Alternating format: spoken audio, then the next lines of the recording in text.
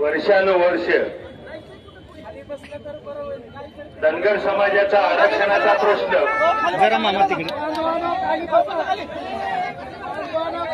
ज्या राजकीय सत्ताधारी असतील किंवा विरोधी असतील यांनी आतापर्यंत प्रलंबित ठेवला। वास्तविक पाहता ही मागच्या 50 वर्षापासूनची मागणी एसटी आरक्षणामध्ये नाव असताना सुद्धा या समाजाला आतापर्यंत दूर ठेवण्याचं काम, आतापर्यंत दूर ठेवण्याचं पाप जे राजकीय पुढाऱ्यांनी केलं त्यांना निश्चितपणानं आपल्याला याच मार्गानं लाईनवर आणता येण्यासाठी हे सगळं आपण करत आहोत। खरं म्हणजे जे सिल्लोडचे खिल्लारी आहेत यांना जे सर्टिफिकेट दिलेलं आहे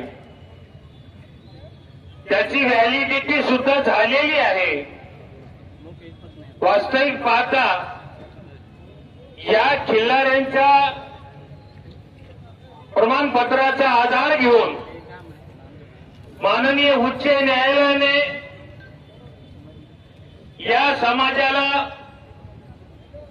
एसटी आरक्षणापासून दूर ठेवलं। जे जनहित याचिका दाखल केली होती ती याचिका खारिज केली, पण हे प्रमाणपत्र देत असताना सरकारनं माहीत होतं एकीकडे प्रमाणपत्र द्यायचं आणि दुसऱ्या बाजूला त्याची भूमिका म्हणून माननीय उच्च न्यायालयामध्ये दाखल करायचं आणि मग उच्च न्यायालयाच्या माध्यमातून हे आरक्षणाचा प्रश्न निकाली काढण्याचा प्रयत्न, हे जे सरकारने चालवलेला खेळ आहे हा कुठेतरी थांबला पाहिजे।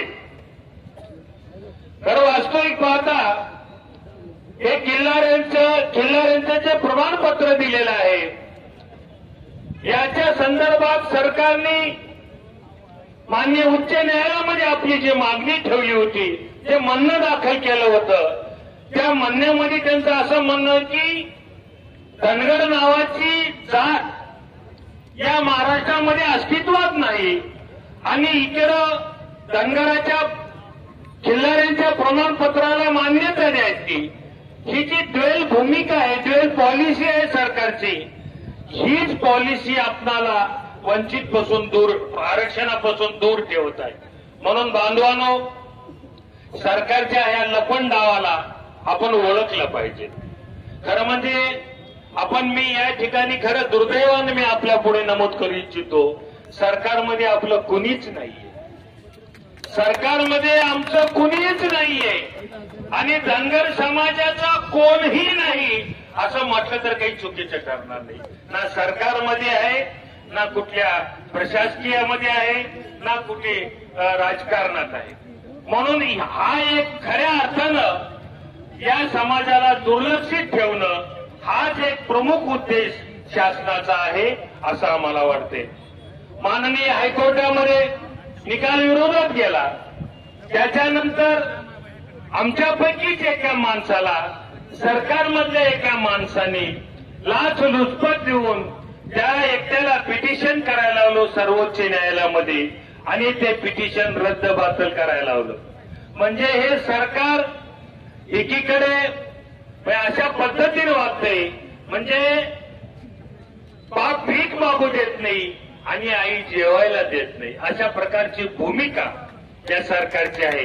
म्हणून या सरकारला कुठेतरी ठेचलं पाहिजे, म्हणून आम्ही या भूमिकेमध्ये आलेलो आहोत की या सरकारला खऱ्या अर्थानं, म्हणून आमची दुसरी मागणी अशी आहे की आम्हाला सरकारमध्ये कसं जाता येईल, आम्हाला विधानसभेमध्ये, विधान परिषदेवर, लोकसभेत, राज्यसभेत कसं जाता येईल, याच्यासाठी जर काही करता येत असेल तर मित्रहो, खरं म्हणजे या समाजाला काही अवघड नाहीये। महाराष्ट्रामध्ये जर बहुसंख्य मराठा असेल तर 2 नंबरवर निश्चितपणानं धनगर समाज आहे. म्हणून या समाजाला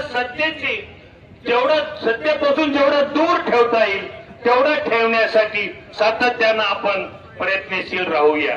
म्हणून आपल्याला खरं म्हणजे राजकारणात असणं अत्यंत आवश्यक आहे. राजकारणातून सत्तेत जाणं, आमदार खासदार करणं ही महत्वाची बाब आहे.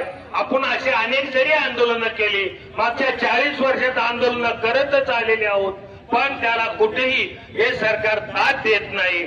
म्हणून आपल्याला एक शेवटचा पर्याय म्हणून हा आपण उपोषणाचा मार्ग स्वीकारलेला आहे आणि या उपोषणाच्या मार्गातून आपण प्रयत्न करूया. नाहीतरी येणाऱ्या विधानसभेच्या निवडणुकामध्ये यांना आपणाला काहीतरी निश्चितपणानं दाखवावं लागेल. एवढंच आपण या ठिकाणी करू शकतो. धन्यवाद.